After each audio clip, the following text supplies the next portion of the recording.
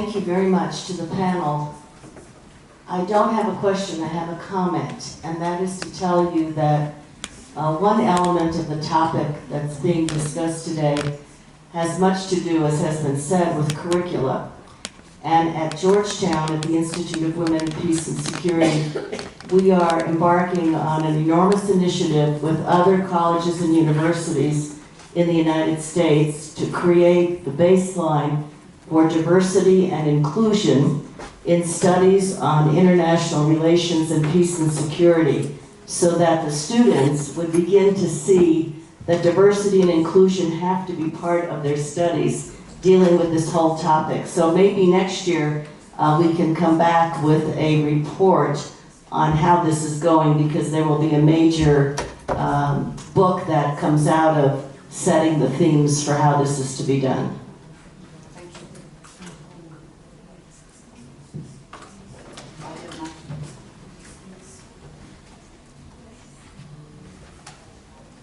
Primero que nada, muchas gracias al panel porque, bueno, dieron muchísimo de qué pensar y dieron muchísima información. Solo quiero hacer el comentario. Yo soy estudiante de pedagogía de aquí de la universidad y de hecho el comentario que hizo Pablo me dio mucha gracia porque mi mamá es maestra de derechos humanos, entonces también vivimos con esos conflictos en casa. Y la verdad es que me impresiona muchísimo, sobre todo, quiero hacer como varias preguntas, pero primero a Elvia porque fue como lo más fresco y me impresiona muchísimo porque de hecho dentro del departamento de pedagogía hay un pleito constante entre la pedagogía versus temas de género, porque mis compañeras, que no veo a nadie aquí, se los promocioné a toda la carrera, no veo a nadie del departamento aquí, se la viven con el tema de por qué tenemos que hablar de temas de género, cuando ellas serían las encargadas posteriormente de los temas curriculares, y eso es lo que a mí me preocupa. Son mujeres, es una carrera que está feminizada, dice mi maestra de economía que para bien, pero yo creo que para mal, porque tengo 4 compañeros, de los cuales 3 son muy brillantes y tienen mucho que aportar, y creo que habría muchísima gente, muchísimos hombres que tendrían muchísimo que aportar si se les diera la oportunidad y si no se les juzgara. Uno de ellos, que es el más brillante, cuando va a las fiestas y le preguntan qué estudia, dice psicología para no tener que dar el choro mareador de por qué está estudiando pedagogía.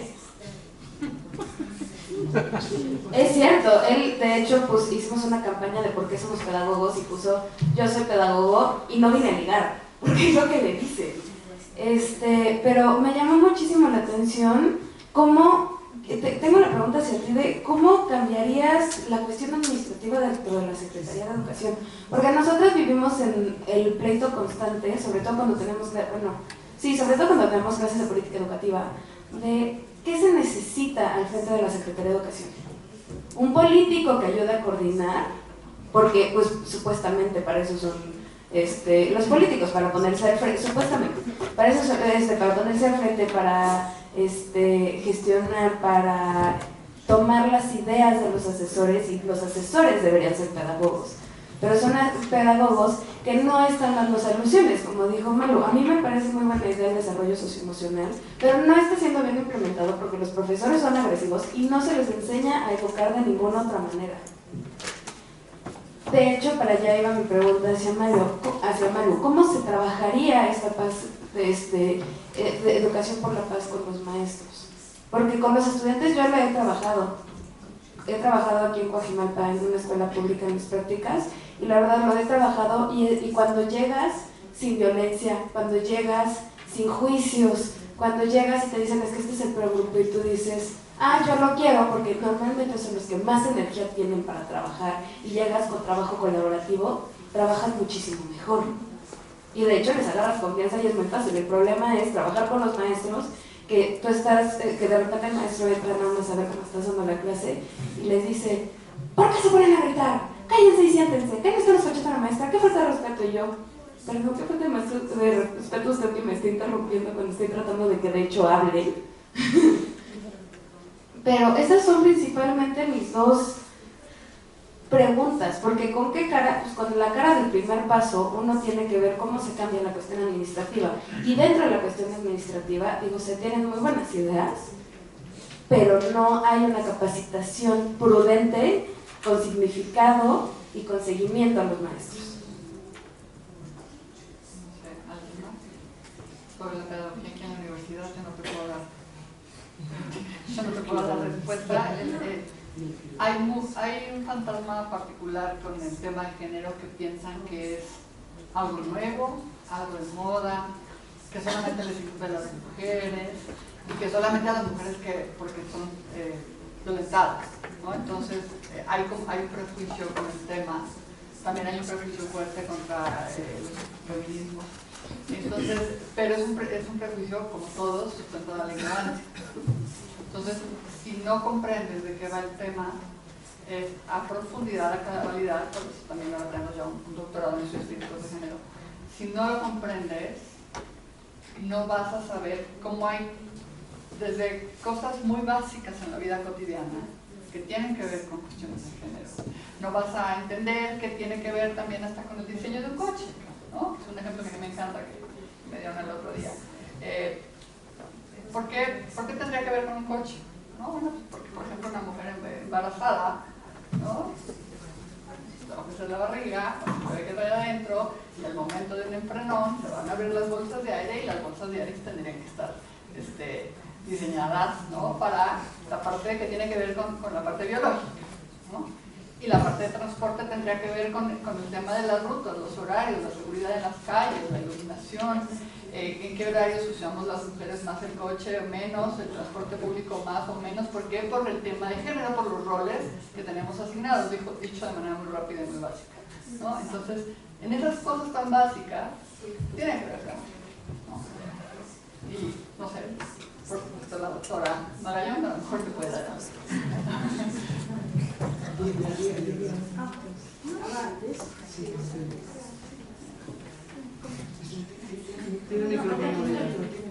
Yo puedo esperar.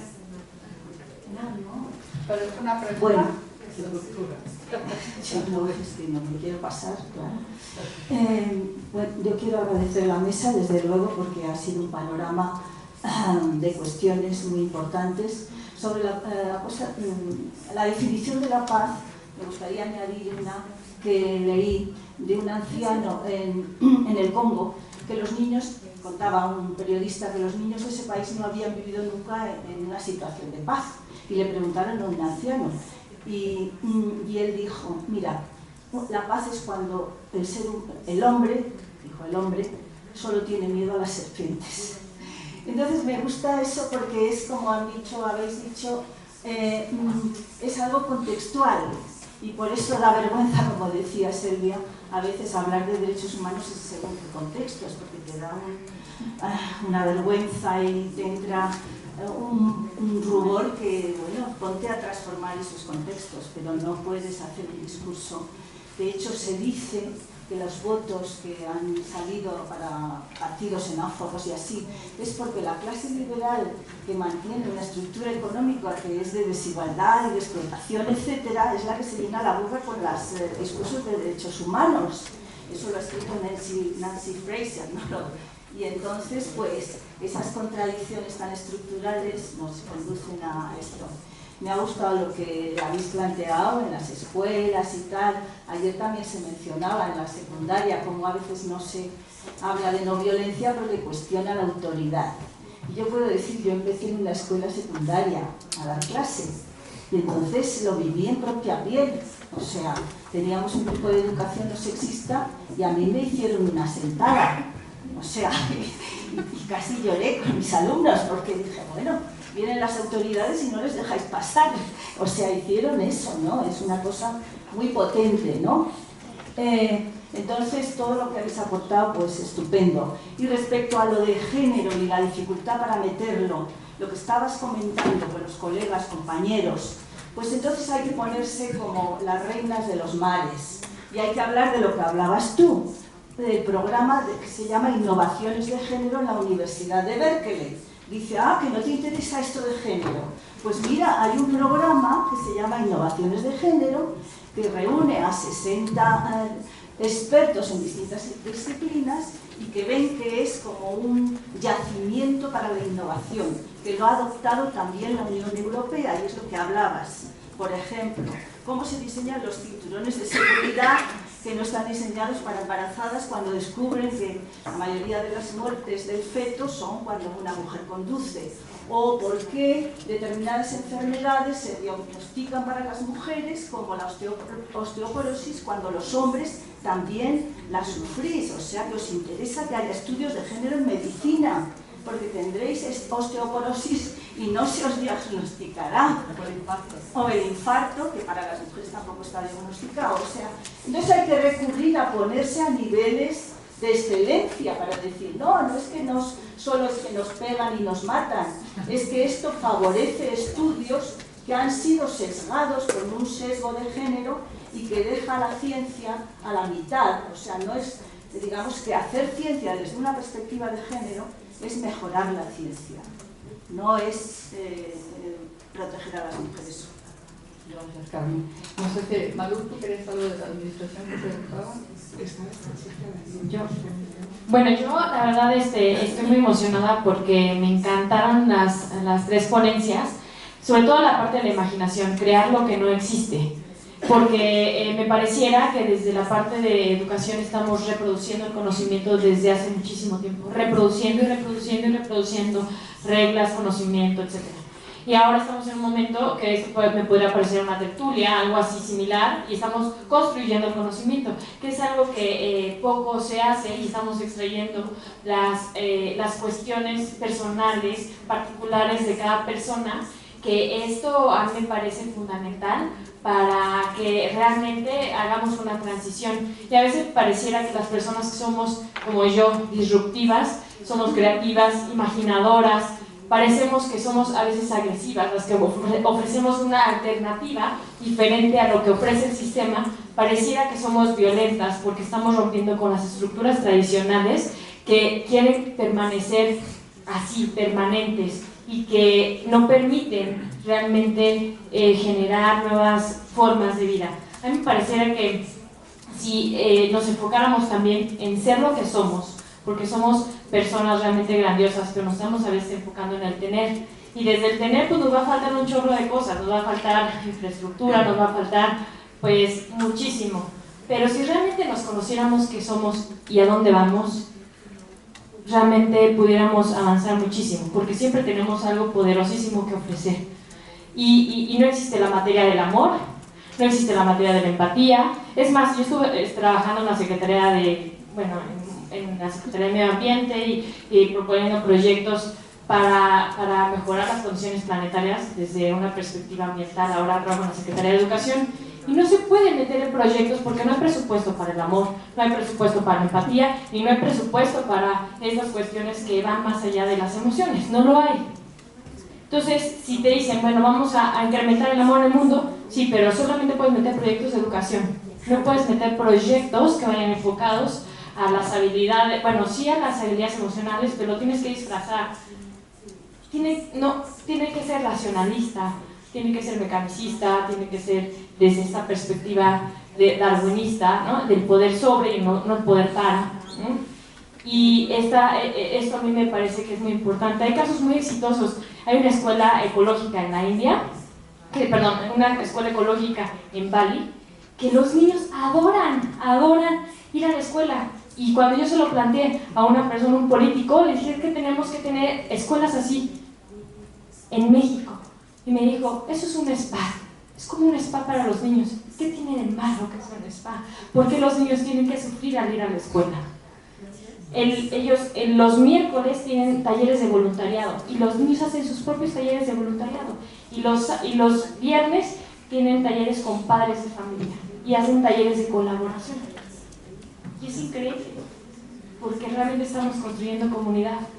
Y no nada más estamos construyendo conocimiento y reproduciendo conocimiento, que es algo que ya hemos hecho cotidianamente durante mucho tiempo. Muchas gracias. Acá había otra pregunta. Yo quería hacer una pregunta. Es que me movió mucho lo que comentaste, Elvia, con relación a las situaciones que uno como maestro, yo también soy maestra, bueno, fui maestra de primaria por muchísimos años. Y es bien duro cuando uno ve los casos de alumnos, también niños y niñas, que son abusados sexualmente. Entonces, entiendo, y también una pregunta para los dos, los protocolos que actualmente existen, o más bien no existen, están en elaboración.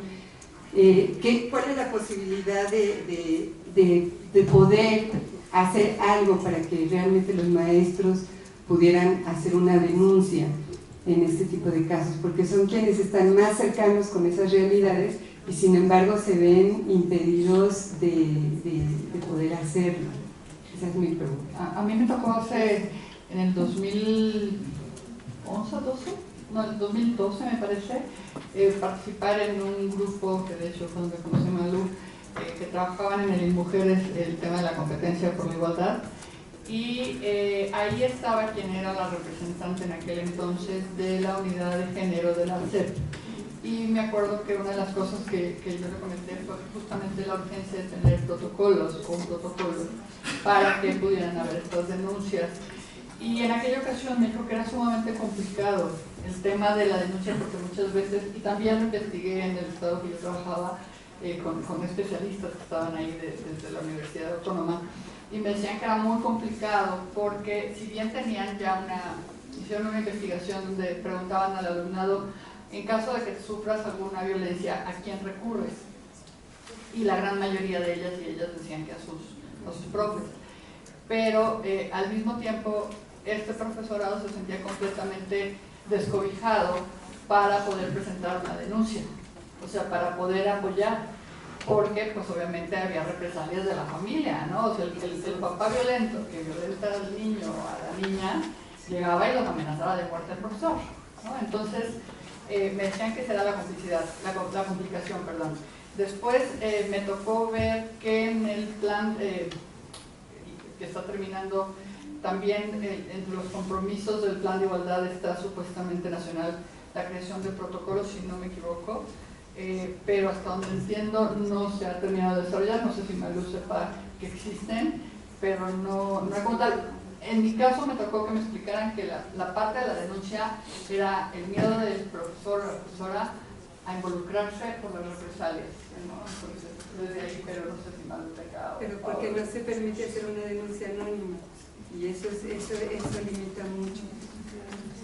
Sí, pero obviamente van a entrar a la escuela, ¿no? O van a entrar a cuidar o ayudar a esta chiquita o a ese chiquito. Pero yo creo que también, yo creo que en ese caso, que se los quite el DIF.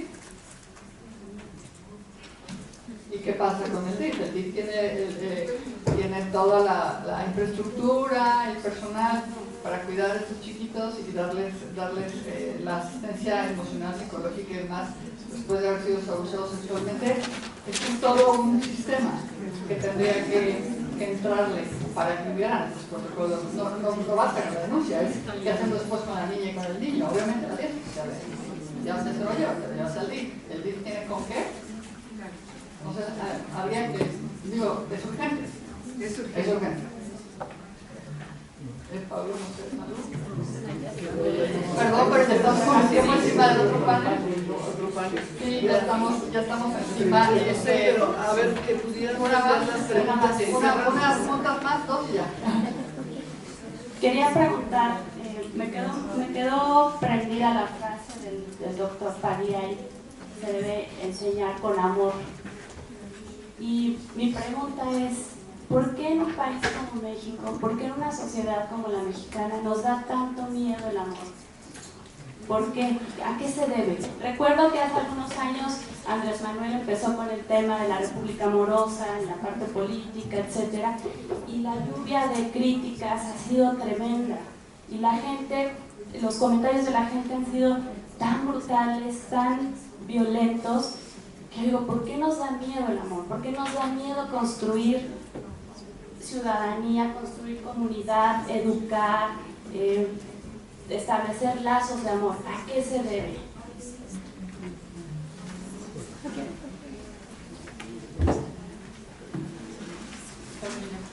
También tenemos un amor que todo lo puede, que todo lo soporta, que todo lo permite, y eso es una condena muchísima. Pero eso no es amor. Pues obvio, ¿no?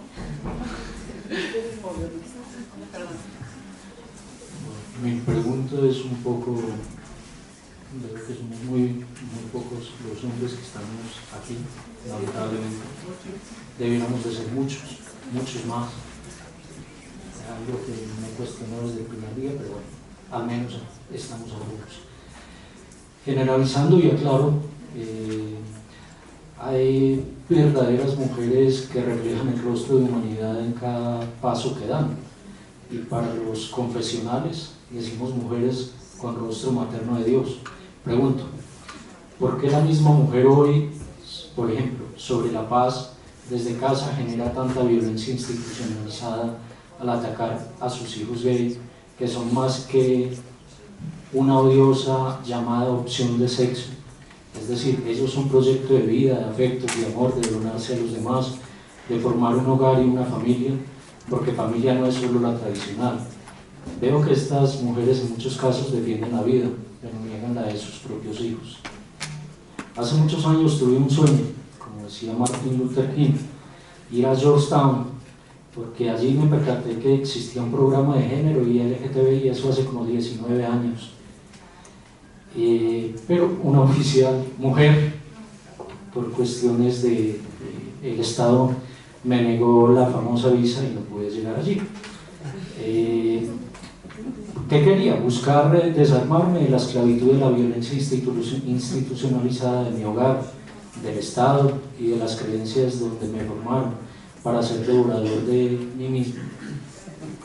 Hoy en Colombia estas mujeres muy piadosas, cristianas fundamentalistas y católicas integristas fueron y son las peores enemigas de la opción de género, de un proceso de paz en Colombia, de paz que desde un espacio genera seguridad y no al contrario, seguridad para hallar la paz, es muy diferente.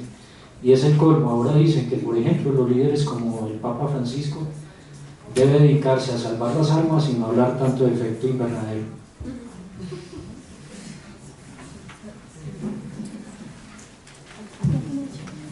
Yo tengo una pregunta. Perdón, pero la compañera tiene...